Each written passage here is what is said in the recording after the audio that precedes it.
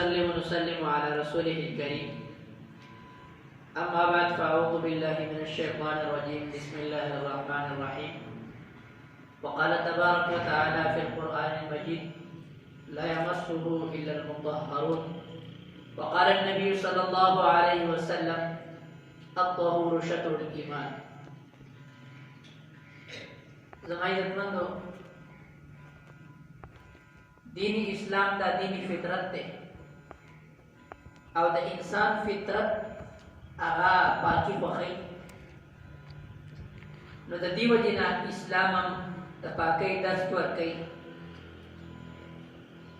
او دا اللہ رب العزت اغا عظیم کلام کمی دا جمع قرآن مجید وائیو دا غید پارم اللہ رب العزت پاکی شرط کئی لا یمسو الا المطهرون. صرف پاک خلق کے لاس پر اڑیش گندہ خلق دا ٹچ کولیم نش. و زمائیت بندو دا حضور صلی اللہ علیہ وسلم فرمانے علی شان دے: الطهور شطر الایمان. صفائی دا ایمان حصہ دا.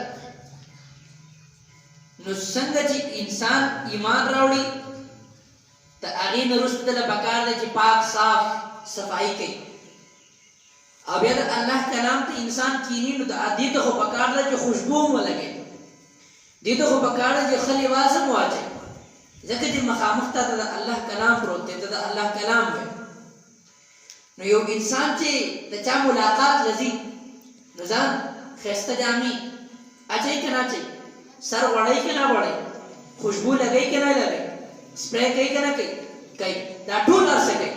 نو منگ لبکار دی چی منگم تا اللہ کلام کل رعلو نو چی خوشبوم لگو خیستا کپڑیم اچو او دا اغی سرا سرا دا سنت دا پٹکی احتمام کو نو نجی دی گلانو تا دا معمولی شن انعام ملاو شوی دے دا دی وجہ نے ملاو شوی دے چی دا گلانو سنوی خورزی مسلسل اغا پا سنت نبوی صلی اللہ علیہ وسلم دا لباس کرا غلی آگا دا پاکی احتمام کرو روزانہ دا دیو حاضری روزانہ دا دیو پاکی آگا نوٹ کی دا او پا 40 روز مکمل کی دو نرستو دیو دا انعام ملاو شوئے.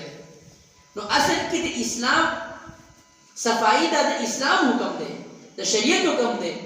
خو افسوس ست افسوس نن غیر دا صفائی پلا کردی دا او منگ دا صفائی پر خود دا حالانکہ بکار دا دے چی منگ مسلمانانو صفائی باندې ډیر عمل کوله مسلمانانو د صفائی ته توجه ورکوله. خو ها کم ځای ته جنان دوه ټنه نه یو د کافر یو د مسلمانی نو د کافر هغه ټن پاک صاف یو د مسلمان هغه ټن دی. هغه خلکو د اسلام نه د صفات راټول کړي په ځان کې پیدا کړي دي ځکه مخکې په ترقۍ باندې روان.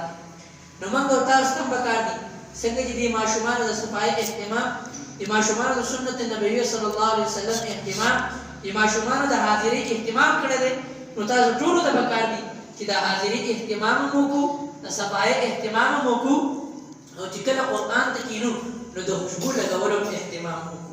زه صرف د دې مدرسې د جامعه علوم شاهباغ طلبه کرامو ته بلکې زه د پورا KPK او د پورا پاکستان او د آل ورلد هغې طلبه کرامو ته پیغام ورکوم کہ دا حضور صلی اللہ علیہ صفائی دا حضور صلی اللہ علیہ وسلم مستقل سنت تے من دا بکار دی مسلمانان دا بکار دی کہ کل دا اللہ کلام دوائیو دا بکار دا جنوب صفائی صحیح احتمام دا صفائی صحیح احتماموں کو نو علبا دا آل حضور صلی اللہ علیہ وسلم کو سنتو بعد من صحیح عمل کو نو من دا بکار دی دا حضور صلی اللہ علیہ وسلم بدل سنت او اللہ رب العزت ان اللہ جمیل یحب الجمال.